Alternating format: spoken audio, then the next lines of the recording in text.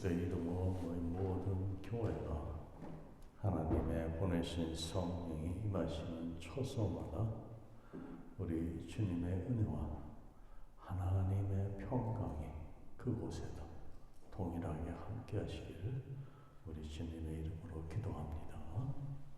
아멘. 오늘 본문 말씀은 너무나 잘 알려진 사건이기에 제가 설명을 안 해도 여러분 잘 아실 겁니다. 오늘 말씀 서두에 1절 보시면은 제9시 기도 시간에 베드로와 요한이 성전에 올라갈세라고 기록하고 있습니다. 여기서 제9시 기도 시간은 오후 3시를 가리킵니다.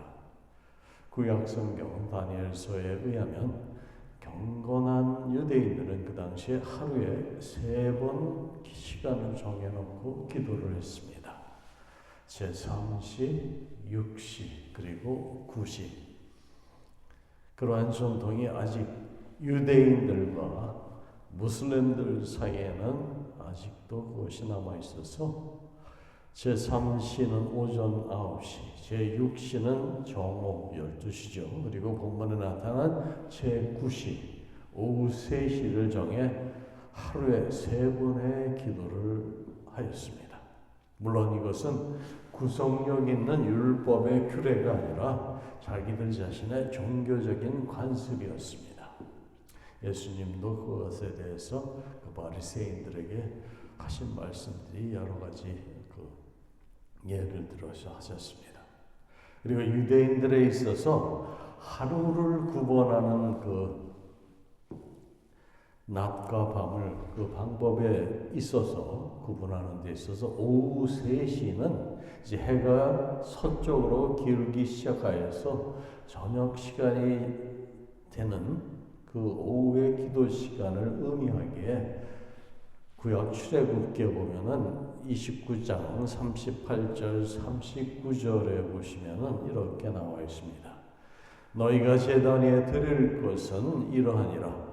매일 얘기를 합니다. 여기서 1년 된 어린 양 2마리니 한 어린 양은 아침에 드리고 한 어린 양은 저녁 때에 드릴지니라고 기록되어 있습니다. 그래서 그들은 구약 시대에는 가장 중요한 게 뭡니까? 하나님께 무언가 그 제물을 드림으로 해서 표시를 했잖아요. 그렇죠? 그것이 아침에 한 번, 그리고 해 지기 전 저녁에 한 번, 그렇게 2번은 정기적으로 제물을 드렸습니다. 그것이 이제 시간이 지나면서 같이 기도와 같이 이제 그들이 기도를 시간을 정해서 하는 것처럼 율법에는 기도를 하라고 그것이 나와 있지 않아요. 자기들의 습관에 의해서 더욱더 경건한 생활을 하기 위해서 그렇게 했던 것입니다. 오늘날도 기도 시간을 정해놓고 함께 모여서 하나님께 나아가는 것은 우리 인간들의 나약함을 극복하기에 권장할 만한 방법이라고 하겠습니다. 그래서 우리 신교도 주일 예배 외에 수요 예배, 3일 예배도 있고 또 금요 예배도 있고 한국 교회는 특히 새벽 기도회가 있죠. 미국 교회는 새벽 기도회가 없습니다. 유독 한국 교회는 새벽 기도가 있어서 대한민국 그 기독교에 있어서 큰 부흥의 발전이 됐던 하나의 뭐라 그럴까요? 우리 한국인만이 가지고 있는 하나님께서 주신 축복이었습니다. 지금도 새벽 기도회를 열심히 하는 교회들이 꾸준히 하나님의 은혜를 체험하고 교회에 많은 하나님의 역사가 일어납니다. 그런데 베드로와 요한은 함께 그 갈릴리 바다에서 고기를 잡던 어부였어요. 세례 요한의 때부터 유대 민족의 메시아를 기다리며 고대하던 사람들 중에 이들이 있었습니다. 그러다 예수님을 만나 계심한 후에 함께 사도직을 받은 동료들입니다. 그들은 특별히 예수께 인정받고 사랑을 입은 자들이었습니다. 예수께서 순환받으실 때 행동을 같이 하던 친밀한 친구였고 예수의 죽음과 부활을 증거한 동역자였습니다. 성질이 급하고 정열적인 그러한 베드로와 대조적으로 요한은 조용하고 차분한 그러한 성격하고 차이가 있었지만 이 두 사람은 모든 면에서 함께 동행했으며 따라서 이들은 12제자의 선봉장으로 가장 중심 역할을 하며 지도자로 부각된 인물이었습니다. 그들이 성전에 올라간 곳은 이러한 유대인의 관습을 따라 기도 시간에 성전에 올라갈 수도 있지만 칼빈은 이렇게 말합니다. 칼빈은 그걸 해석하기를 유대인의 율법 의식을 따라 기도하기 위해 성전에 올라갔다기보다는 그 시간에는 많은 사람들이 공중 기도를 위해 그곳에 모임으로 복음을 전파하기에 좋은 기회라고 생각하여서 그들이 올라갔다고 설명을 합니다.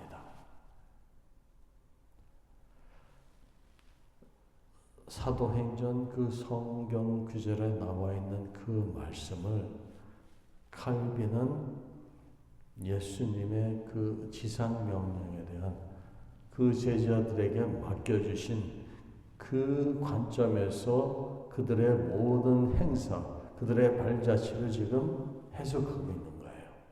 그러면 오늘날 사는 우리들에게는 그러한 말씀들이 어떻게 받아들여야 되고 그 말씀을 해석하시를 우리가 알아야 합니다. 그래야 성경을 영적으로 바라볼 수 있는 그 눈이 뜨게 돼요. 그들이 성전에 들어가려 할 때 오늘 말씀 보니까 나면서 못 걷게 된 사람이라고 나옵니다. 이 나면서 못 걷게 된 사람의 의미는 태어날 때부터 걸을 수가 없었다는 거예요. 이 사람은 아예 태어날 때부터 너는 걷을 수 없는 사람이야. 불구자로 태어난 거예요. 물론 육신적으로 그렇게 태어난 사람들이 있습니다. 또 반면에 마음적으로 태어나면서부터 주위 환경에 의해서 마음이 닫혀지고 불구화된 사람들이 있어요. 주어진 환경이 그렇게 만듭니다. 베드로와 요한에게 그가 구걸을 했습니다. 지금 이 사람은 베드로와 요한에게 무엇을 구걸했을까요? 하나님의 사람 두 제자에게 예수 그리스도의 이름은 곧 복음을 구했을까요? 아니면 한 끼의 식사를 그 배고픔을 면하기 위해서 해결할 수 있는 은전 한 입을 구걸했을까요? 이 사람은 자신의 눈앞에 예수님의 사도들이 지나가고 있었지만 그들에게 복음의 능력을 구했던 것이 아닙니다. 그는 베드로와 요한이 누구인지도 몰랐고 그들이 자신에게 무엇을 줄 수 있는지도 알 수 없었습니다. 그런데 여러분, 놀라운 사실이 무엇인지 아십니까? 이 사람은 그저 배고픔을 면하기 위해서 한 끼 식사라도 해결할 수 있는 동전을 구걸했는데 영적인 눈이 얻어서 하나님의 능력이나 예수 그리스도의 복음의 권능을 조금도 알지 못하는데 하나님은 베드로와 요한을 통해서 그 사람에게 위대한 구원의 역사를 나타내셨다는 사실입니다.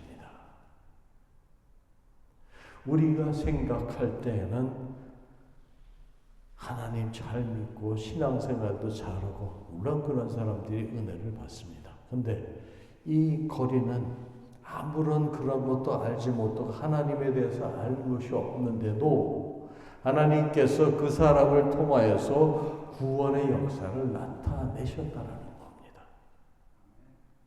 여기에 바로 교회의 사명이 있습니다. 세상 사람들은 교회의 역할에 무관심합니다.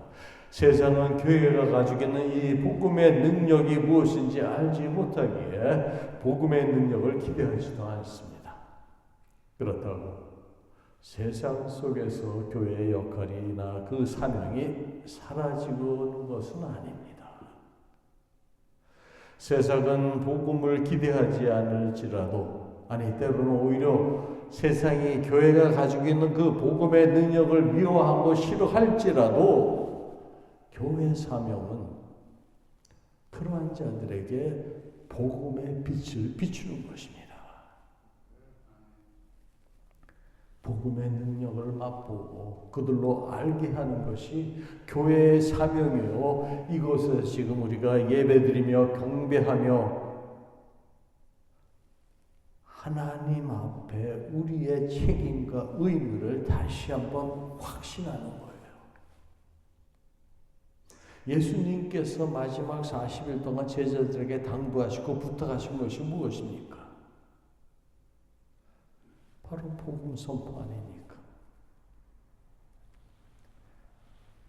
그래서 베드로가 입을 열어 그 구걸하는 사람에게 예수 그리스도의 복음을 전합니다. 뭐라 그랬습니까? 은과 금은 내게 없거니와 내게 있는 것을 내게 주노니 곧 뭡니까? 나사렛 예수 이름으로 일어나 걸으라. 얼마나 확실하고 담대한 선언입니까? 얼마나 위대한 하나님 말씀의 선포입니까? 베드로의 이 선포와 관련된 유명한 일화가 있어서 소개를 하겠습니다. 여러분들 잘 아시는 그 중세의 스콜라 신학의 대가였던 토마스 아퀴나스 많이 들어보셨죠? 이 토마스 아퀴나스가 가톨릭 교회의 추기경 한 사람과 길을 걷고 있었습니다. 그런데 그 길가에는 돈을 구걸하는 거린이 있었습니다. 그때 추기경은 거린을 보고 자신의 주머니에서 은화를 꺼내서 그에게 주었다고 합니다. 그리고 토마스 아퀴나스에게 이렇게 말했습니다. 얼마나 다행입니까? 초대교회 베드로는 은과 금이 없다고 말했는데 우리는 하나님의 은혜로 거린들을 구제할 수 있는 은과 금이 있습니다. 그러자 토마스 아퀴나스가 이렇게 대답했다고 합니다. 추기경님, 당신 말이 맞습니다. 지금 교회는 베드로가 사다고 말했던 것처럼 은과 금은 없다고 말할 필요가 없습니다. 그런데 지금 교회는 베드로 사도가 외쳤던 나사렛 예수의 이름으로 일어나 걸어라. 그렇게 또 말할 수 없게 되었습니다. 그리고 그는 계속해서 이렇게 말했다고 합니다. 초대교회는 은과 금이 없었지요. 그러나 지금 우리는 은으로 촛대를 만들고 금으로 교회의 기둥을 세우며 대리석으로 교회의 바닥을 깔았습니다. 초대교회는 은과 금은 없었지만 나사렛 예수 그리스도의 이름으로 말미암아 능력을 소유했습니다. 그러나 우리는 예수 그리스도의 이름으로부터 말미암는 그 능력을 상실해 버렸습니다. 이 이야기는 모든 세대에 적용되는 말입니다. 지금 우리 세대의 교회는 과거에 비해 풍요로운 시대를 살아가고 있습니다. 우리에게는 이제 어느 정도의 물질적인 힘이 있습니다. 그러나 나의 힘으로는 도저히 빠져나올 수 없는 오늘 그 나서부터 걷지 못하는 사람과 같이 절망의 한가운데에서 우리를 구원하는 것은 그 물질이 아닙니다. 교회나 그리스도인들이 자신의 손을 열어서 물질로 누군가를 구제할 수 있습니다. 물론 좋은 일이고 아름다운 일입니다. 그러나 교회가 이 세상에서 참으로 해야 할 일은 이러한 구제가 아닙니다. 그리스도인이 이 세상에서 참으로 해야 할 일은 돈 몇 푼을 사람들에게 나누어 주는 것이 아니라 이 땅에 세워진 교회와 우리 하나님의 자녀로서의 특권을 누리는 그리스도인들이 감당해야 할 가장 중요한 사명은 예수님의 지상명령, 복음 선포입니다. 이 세상 사람들에게 예수 그리스도의 그 위대한 이름, 능력을 선포하는 거예요. 예수 그리스도의 이름으로 말미암아 아픔과 장애와 절망 속에 빠져 있는 사람들을 일으켜 세워주는 일입니다. 여러분은 이 예수 그리스도의 이름에 담긴 그 위대한 능력을 소유하고 계십니까? 진정 여러분들의 삶 속에서 그리스도의 복음의 능력이 살아 역사하고 있습니까? 내 주머니에 다른 사람에게 식사 한 끼 대접할 돈은 있지만 나를 찾아온 그 사람에게 그리스도의 복음을 전해줄 믿음과 확신이 없다면 우리는 아직 예수 그리스도의 참된 제자들이 아닙니다.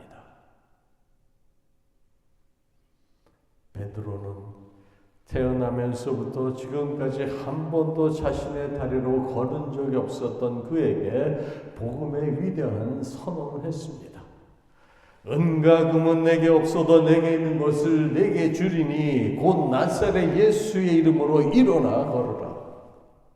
바로 그 말씀의 능력이 있었어요. 그 능력의 말씀을 그대로 전했을 때, 선포했을 때 무슨 일이 일어났습니까? 기적이 일어났잖아요.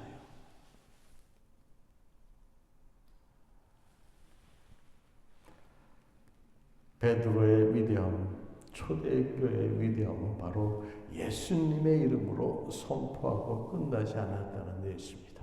베드로는 예수 그리스도의 이름을 선포한 뒤에 손을 내밀어 그 안진뱅이를 일으켜줬습니다.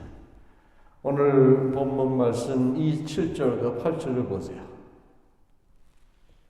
오른손을 잡아 일으키니 발과 발목이 곧 힘을 얻고 뛰어서서 걸으며 그들과 함께 성전으로 들어가면서 걷기도 하고 뛰기도 하며 하나님을 찬송하니라고 기록하고 있습니다.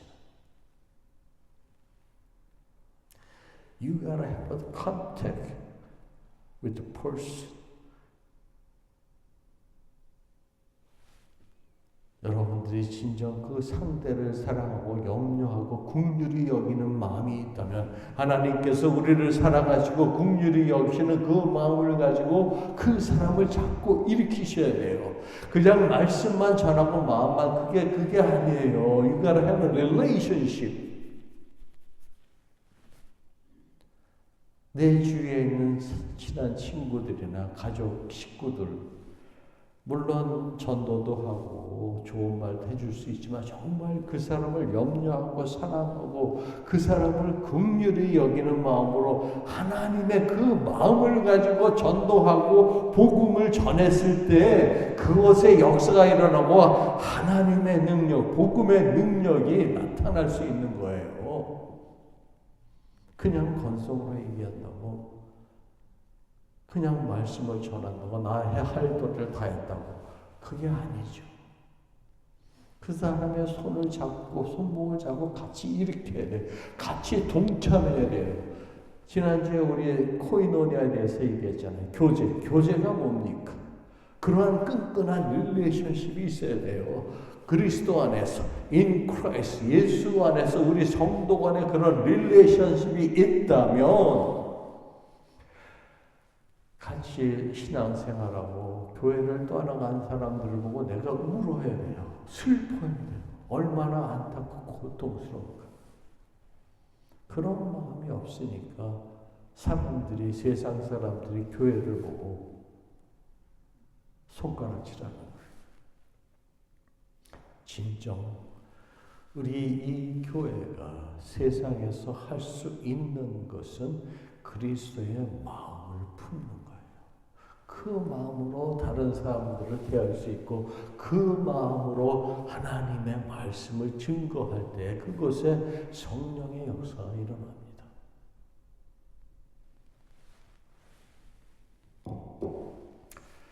바로 이러한 것이 초대교회가 가지고 있었던 복음의 능력이었습니다. 그들은 어떤 화려한 프로그램도 잘 짜인 조직이 있었던 것도 아닙니다.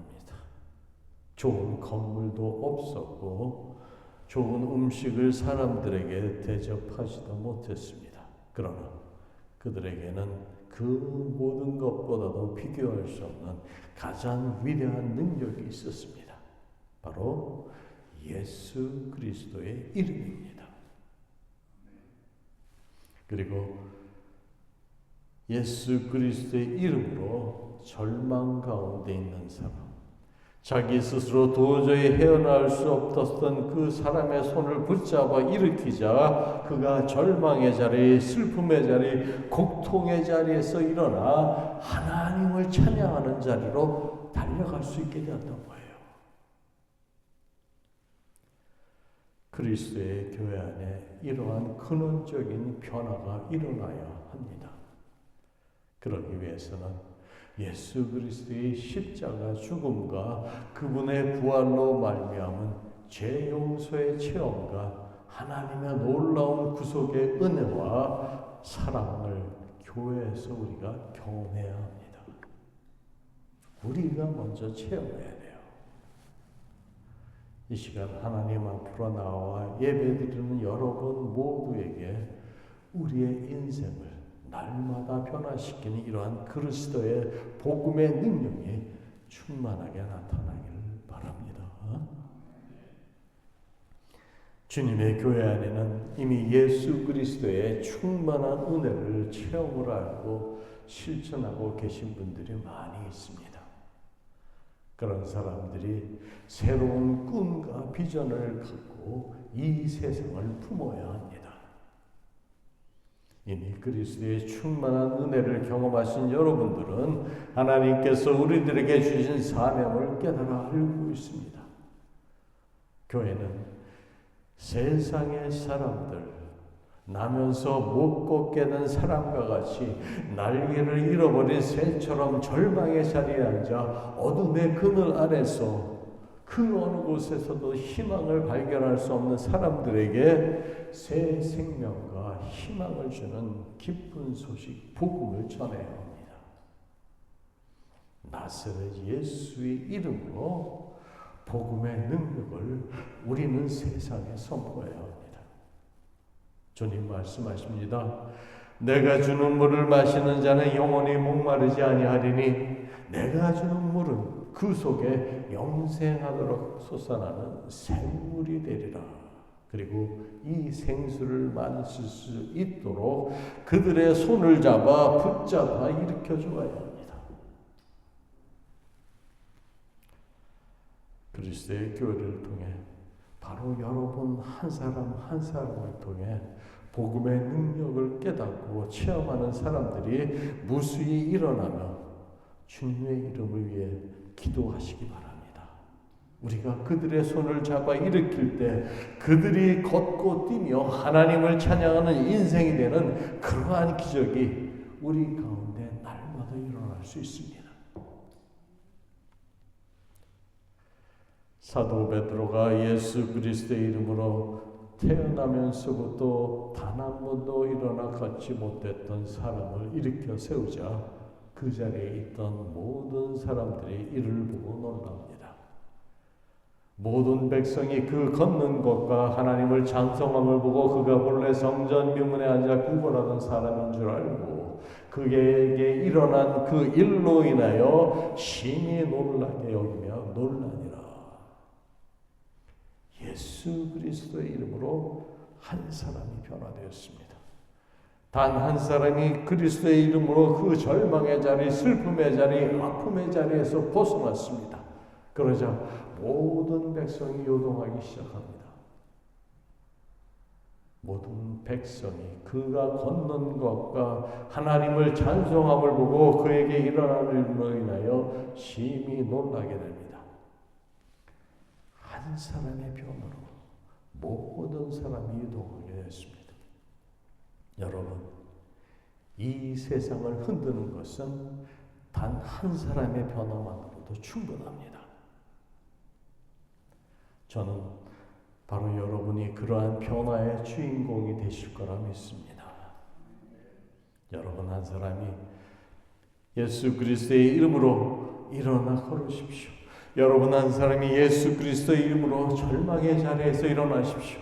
여러분 한 사람이 예수 그리스도의 이름으로 날개를 잃어버린 새의 운명에서 벗어나 두 날개를 활짝 펴고 천국을 자유롭게 비상하십시오. 바로 그때 여러분 한 사람의 변화로 인하여 여러분의 가정이 변하고 여러분의 일터가 변하고 사회가 변하고 이 세상이 변하게 될 줄 믿습니다. 사랑하는 성도 여러분, 주께서는 우리로 영생을 소유하고 하나님 나라에 속한 자들로 세상을 향하여 사명을 주셨음을 우리로 알게 하십니다. 말세에 우리가 가까운 장래에 어떠한 처지에 놓일지 앞으로 어떤 일이 벌어질지 우리는 알지 못합니다. 하지만 성령의 능력으로 복음을 선포하고 예수의 이름을 우리가 선포할 때 주께서 그곳에 초대교회에 동일하게 우리에게도 그러한 권세와 능력이 나타나시게 하시겠다고 오늘 약속의 말씀을 주십니다. 그 말씀을 믿으세요. 이 말씀에 의거하여 앞으로 매일의 삶의 현장에서 사탄 마귀 권세를 이기시고 성령의 역사로 복음의 능력이 나타나는 은혜가 여러분들의 삶 속에 이루어지기를 주님의 이름으로 축원합니다. 아멘. 기도하시겠습니다. 성령 하나님, 저희를 사랑하사 부르시고 하나님 나라 자녀 삼아주심을 감사드립니다. 우리에게 성령을 부어주셔서 세상을 이기고 복음의 능력을 세상에 선포하며 믿음과 사랑으로 복음의 일꾼들로 살도록 저희를 인도하여 주시옵소서. 먼저 보내드린 우리 이예부 장로님, 이제 더 좋은 곳에 아름다운 천국에서 이 교회를 위하여 기도하고 계심을 저희들 믿습니다. 남은 저희들에게도 주의 성령으로 평강을 허락하시고 또 우리들에게 맡겨주신 이 복음의 사명을 다 완수할 수 있도록 저희를 기도 가운데 인도하시며 우리가 오직 주님만을 의지할 때 하나님께서 원하시는 때와 시간과 장소에 따라서 복음의 능력이 이곳에도 임할 줄 믿습니다. 모든 것 주님께 의지하며 예수님의 이름으로 간절히 기도드립니다.